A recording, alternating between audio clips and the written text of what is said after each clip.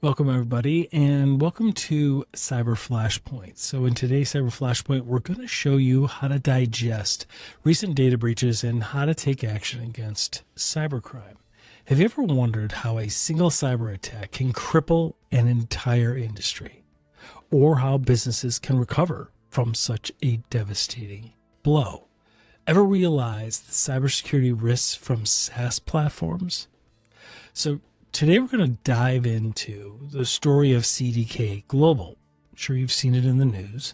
It's a leading provider of dealer management systems. They're called DMS, dealer management systems.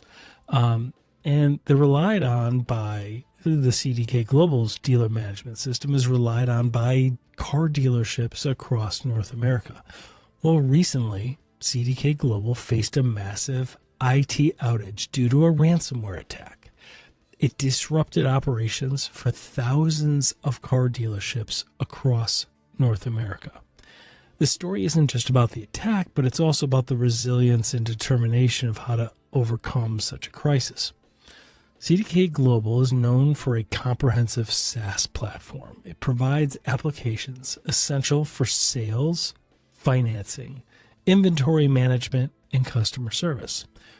With these systems offline, dealerships were thrust into chaos, reverting to manual processes just to keep their doors open. Reports emerged of dealerships using spreadsheets and post-it notes like it was the freaking 1980s, just to manage daily tasks, which are usually handled by the SaaS platform.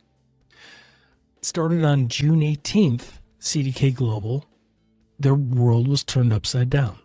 It was a ransomware attack, later identified as the work of the infamous Black Suit ransomware gang. I'll even play an effect for you. Black Suit ransomware gang. You're welcome. And it struck them hard. It forced CDK to shut down their IT systems and their data centers.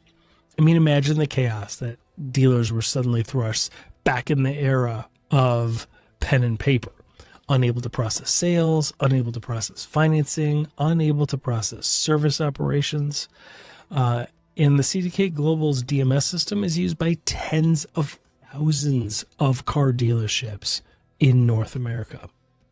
The attack left the dealerships in a lurch. Buyers couldn't purchase cars. Those needing service for existing cars were left waiting. And then the situation worsened the next day when, during the restoration process of the cyber attack, CDK was hit by a second attack. You're welcome. I'm just trying to make it interesting for you. But they were hit by a second ransomware attack. That relentless wave of attacks not only delayed recovery, but also spread panic and uncertainty across the entire auto industry.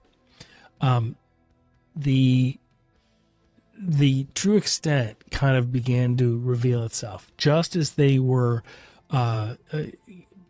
beginning their incident response and their restoration. In the evening of June 19th, remember the first attack happened on June 18th.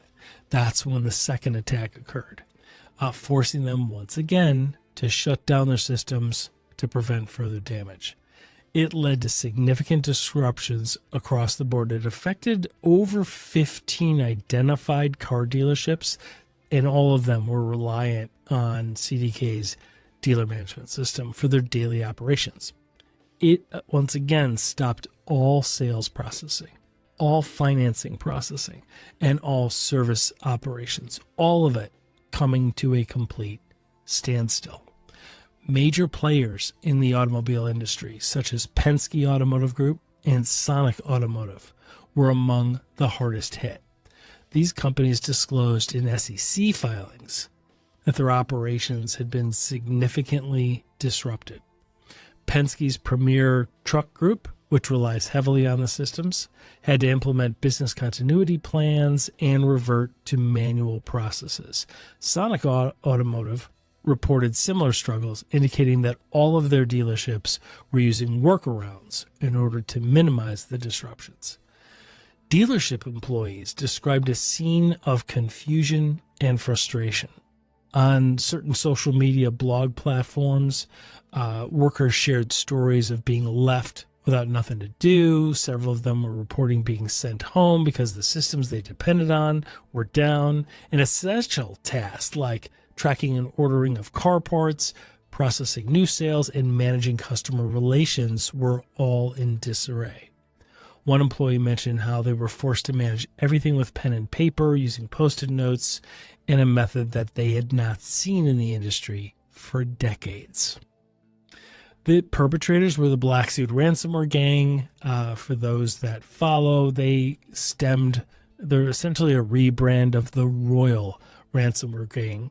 The gang's origins actually trace back to the original Conti cybercrime syndicate, notorious for pretty sophisticated cyber attacks worldwide and with ties to the Russian Federation and the Russian government. The attack on CDK Global was no exception to this.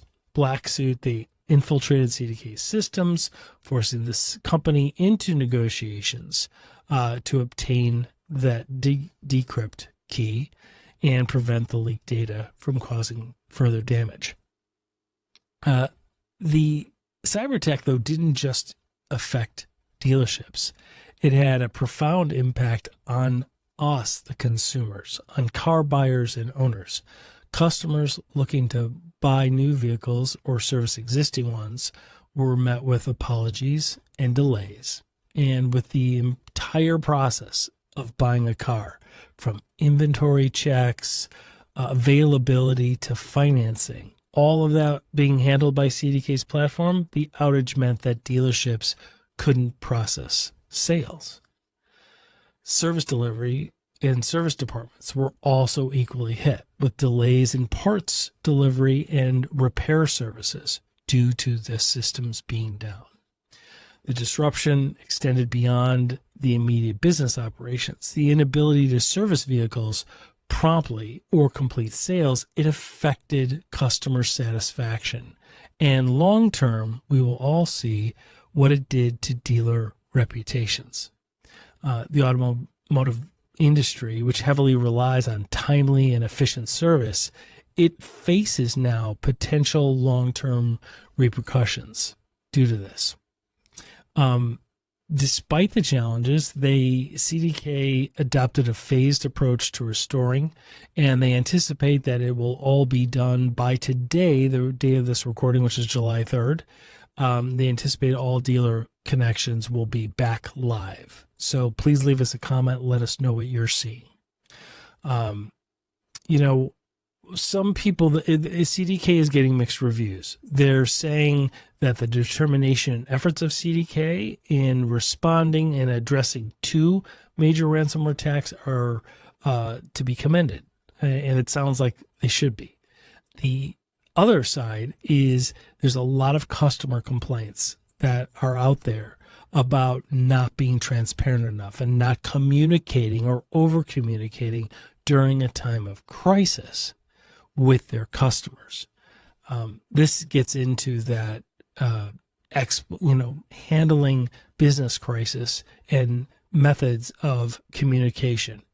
And they can take a lesson from PR firms who really handle crisis interventions like this quite well.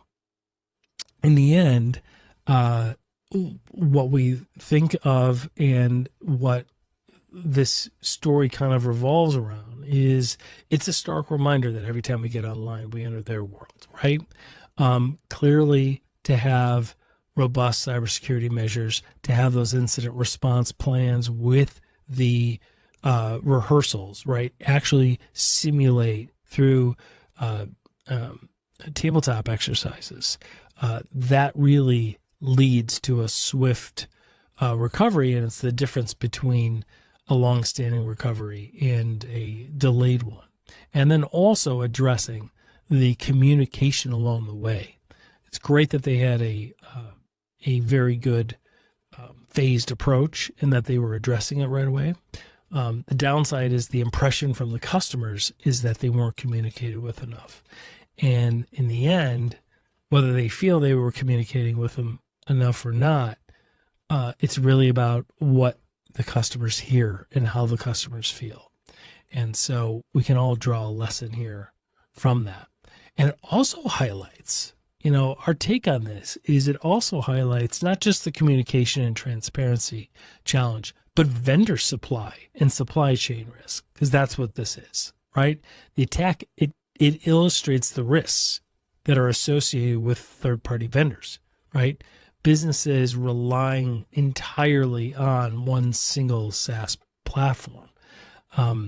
They have to begin to ensure that their partners adhere to strict and stringent cybersecurity standards. So we hope that you enjoyed the Cyber Flashpoint. We're trying to shorten some of these up so that you can find out and kind of, figure out how to digest some of the recent breaches that are in the news, and so that you can figure out how to take action against cybercrime. So thank you for listening. Check out our next episode, and do us a favor. If you enjoy our podcast, 2 things that we really, really need in the next few months, and that is subscribe to our YouTube channel. It's free. We're not going to spam you or email you or sell your data. And please, leave us a positive review on the podcast platform that you use. If it's Spotify, leave us a review. If it's Apple Podcast, please leave us a 5-star review. Make a comment. We want to know what we're doing well. And if you got a problem with anything that we're providing, shoot us a text directly. We will respond. We're very open and adaptable. So thank you for listening. Thanks for being a cybercrime junkie. Well, that wraps this up. Thank you for joining us. We hope you enjoyed our episode. The next one is coming right up. We appreciate you making this an award-winning podcast and downloading on Apple and Spotify and subscribing to our YouTube channel. This is Cybercrime Junkies, and we thank you for watching.